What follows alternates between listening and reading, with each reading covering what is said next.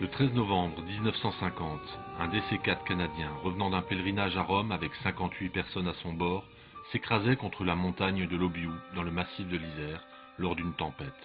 Il n'y eut aucun survivant. Tous les corps furent inhumés à la Salette, autour de la petite chapelle de Notre-Dame des Sept Douleurs, sur le bord de la route qui monte au sanctuaire.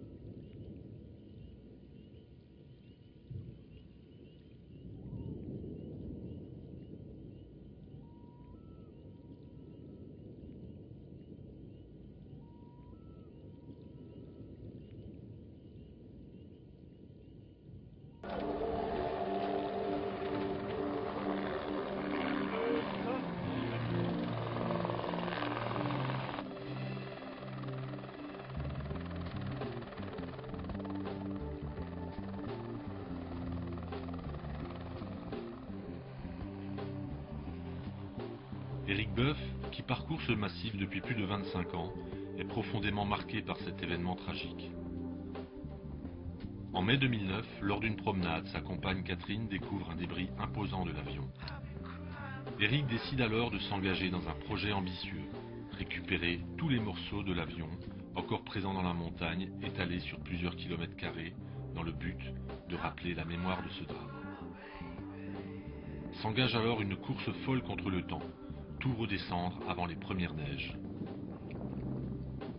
Amis et bénévoles se regroupent autour de l'aventure, et cette équipe passe 700 heures sur place à regrouper 4000 débris dans des conditions d'alpinisme à près de 3000 mètres d'altitude. Au total, c'est plus de 4 tonnes, représentant 25 mètres cubes, portés à dos d'homme et sur brancard, pour finalement être chargés dans de gros sacs de transport.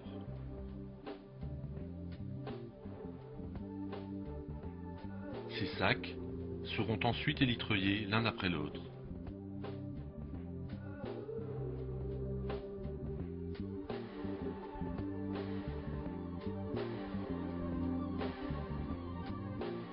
Vingt navettes en hélicoptère permettront l'acheminement dans la vallée pour tout stocker à proximité d'une exploitation agricole.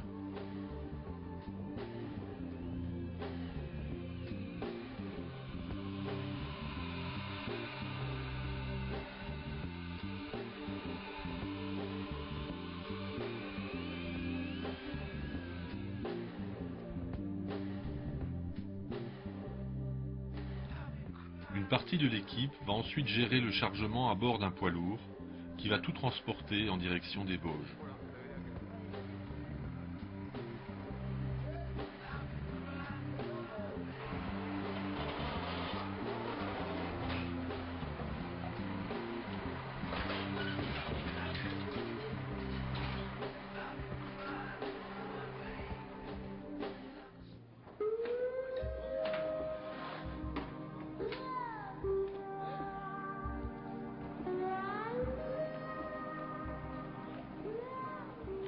Tous ces morceaux qui sont répertoriés vont être déchargés dans les bâtiments d'une ancienne tréfilerie avec l'aide des élèves du lycée des métiers de Bains-les-Bains. L'objectif final de ce travail d'équipe, réaliser un mémorial pour le 60e anniversaire de la catastrophe, le 13 novembre 2010.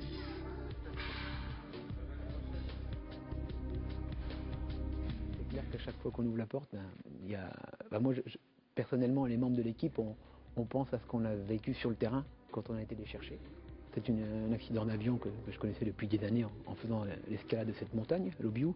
Et au mois de mai, par hasard, ma compagne a trouvé un morceau de dessous d'elle. Et on a voulu récupérer quelques pièces pour les mettre à l'abri, pour nettoyer la montagne. Et de fil en aiguille, on s'est dit, tiens, si on faisait un musée ou les rassembler dans un endroit pour que les familles qui régulièrement continuent à venir pour se recueillir au cimetière là-bas et qu'elles puissent voir les pièces. Le vent avec l'altitude et tout, donc il faut que ça soit absolument solide et puis que ça bouge pas. Ça saute aux yeux. On a l'impression que c'est une main divine qui a formé ces pièces-là. C'est terrible parce que au niveau des draperies, il y a tout ce qu'il faut pour réaliser cette main d'œuvre. Dans notre éducation citoyenne, on doit éduquer les élèves au devoir de mémoire. Donc jusqu'à présent, le devoir de mémoire se limitait aux guerres, mais je pense qu'il y a un devoir de mémoire aussi quand il y a eu des événements à retentissement nationaux et internationaux. En novembre, pour l'anniversaire du crash, les élèves et les bénévoles iront installer la sculpture en Savoie, dans le cimetière au sanctuaire de la Salette. Ils en offriront une autre au Québec.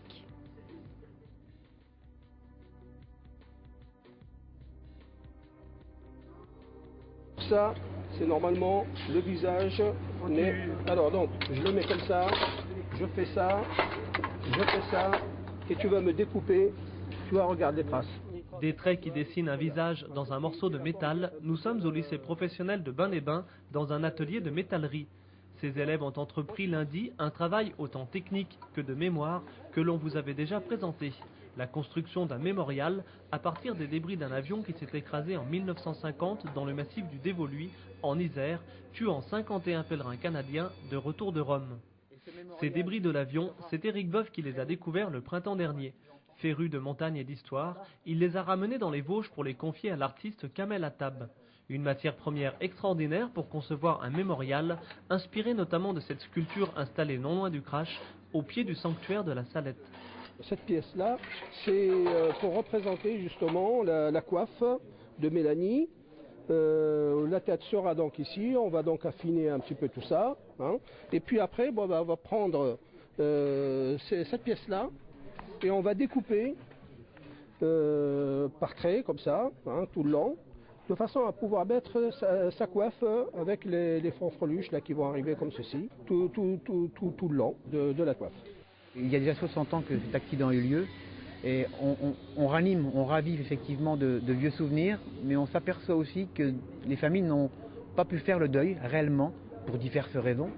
Et le fait de retrouver ces débris a surpris de nombreuses familles qui ne pensaient pas qu'il y avait encore des morceaux d'avion dans la montagne.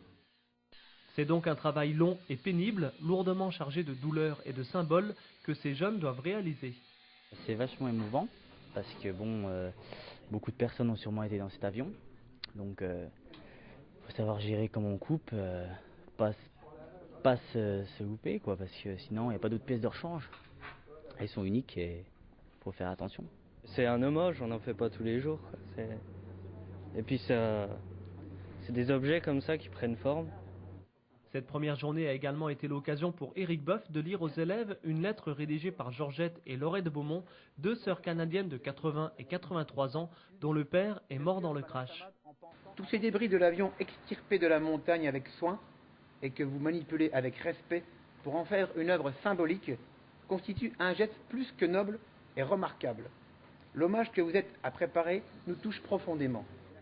Un hommage loin d'être terminé puisque le mémorial sera amené d'ici fin mai en Isère, voyage auquel participeront les élèves qui l'ont construit et l'ensemble des bénévoles de ce beau projet. L'inauguration est-elle prévue le 13 novembre, jour du 60e anniversaire de ce drame qui avait endeuillé à l'époque pas moins de 700 Canadiens.